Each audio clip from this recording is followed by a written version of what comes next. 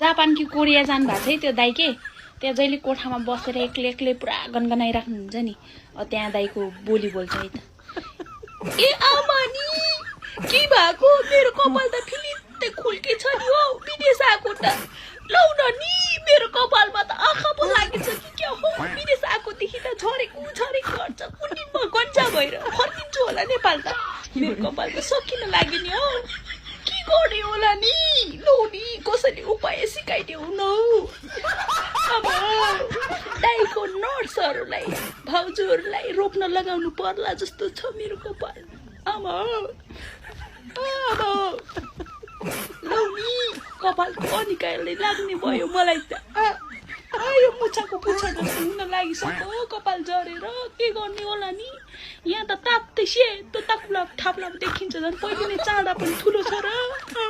पैसा मात्र कमाएको भनेको त यो पैसाको साथमा त मेरो कपाल भरि लग्ने भयो त ए भगवान भन्न बिर्सिनु भयो कि